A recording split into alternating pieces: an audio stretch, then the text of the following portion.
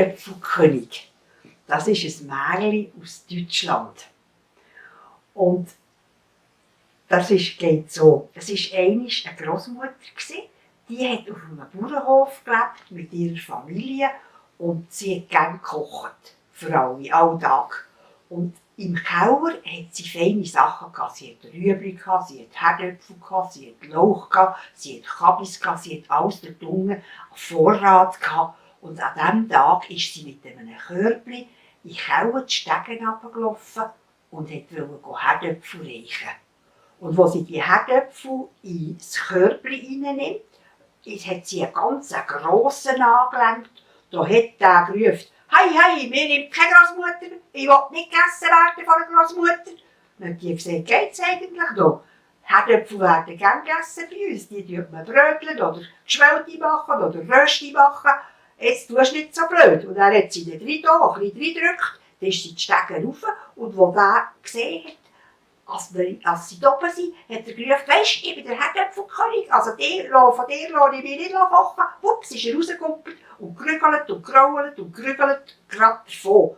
Und die Großmutter hat das Körbchen abgestellt, ist ihm hinten nachgerastet und hat gerufen: «Nein, also du gehst mir jetzt nicht ab, die verwünsche dich noch.» Und dann hat er wieder gerufen: «Nein, die verwünsche ich nicht.»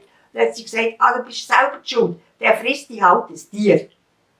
Und wups, hat er gerügelt und rumpelibum ist er gerade im Wald verschwunden. Kaum war er im Wald, ist ein Igeli gekommen und hat gesagt: «Das ist etwas Schönes, wenn ich heute Morgen dich angegriffen. Ich habe noch nichts zu Morgen gehabt. Also der Herdöpfelkönig wäre etwas Feines zum Morgen.»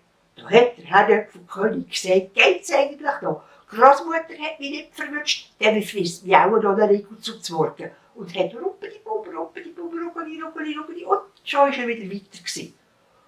Und er war froh, dass er den Igel nicht verwünscht hat. Da hört er plötzlich im Holz vom Wald so jetzt war das ein Wildsäuli. Und das Wildsäuli hat gesagt: «Guten Tag, Herdöpfelkönig, das ist jetzt Schönes in dich angegriffen. Ja, dann habe ich noch nichts gegessen heute. Ich freue mich gerade auf dich.» Und der Herdöpfelkönig hat gesagt: «Geht's dir eigentlich noch? Die Großmutter hat mich nicht verwünscht, der Igel hat mich nicht verwünscht, lass mich auch von einer Wildsau fressen.» Rubbeli, die linke, die Mutter, und wups, ist er schon wieder fort gewesen. Und er ist gerade auf eine Waldlichtung gekommen und dort ist so ein Tier gehockt mit grossen Ohren und so einem Schnäuzchen. Und das war ein Hase. Und der Hase hat gesagt: «Ja, guten Tag, Herdöpfelkönig, das ist jetzt schön, dass ich dich antreffe. Das gibt mir ein wunderbares Mittag.» Ist nämlich jetzt schon fast gegen Mittag gegangen. Und da hat der Herdöpfelkönig gerufen: «Geht's eigentlich auch, wenn du auch noch so schöne Ohren hast und noch so einen schönen Schnauz? Ich lasse mich von dir nicht fressen.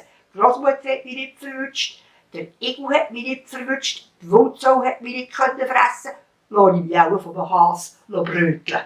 Wuppidi-wups, wuppidi-wups, ist er schon wieder weitergesprungen und ist gerade auf eine Strasse gekommen. Und auf der Strasse ist ein Mädchen und ein Bub zu laufen. Und haben also die Hand gegeben und gesagt: «Ich habe Hunger und ich habe Hunger. Und jetzt hat vielleicht Mami nichts zum Nachtessen. Wir haben einfach wenig, wir sind arm und wir haben wenig zu essen.» Ja, das der Herdöpfelkönig gehört hat, hat er gedacht: «Wow, also von denen würde ich mich schon noch verspeisen.» Und ist gerade mit einem Pump in den Sack hinein vom Bub und er hat es gar nicht gemerkt. Und die sind weitergelaufen und er hat Freude gehabt, also der Letzte, dass er es nicht gemerkt hat. Und als sie daheim angekommen sind, hat er da gespürt, hat er rausgeschaut und gesagt: «Mami, komm schauen, ich habe einen riesengroßen Herdöpfel. Jetzt können wir Geschwellte machen oder eine Rösti.» Und die hat dann angefangen und machen und zuletzt haben sie eine Rösti zum Nachtessen. Und das war so fein. Und sie hatten einen warmen Bauch gehabt und konnten nachher gut schlafen. Das ist die Geschichte vom Herdöpfelkönig, der sich dann gerne essen liess von zwei Kindern, die Hunger hatten.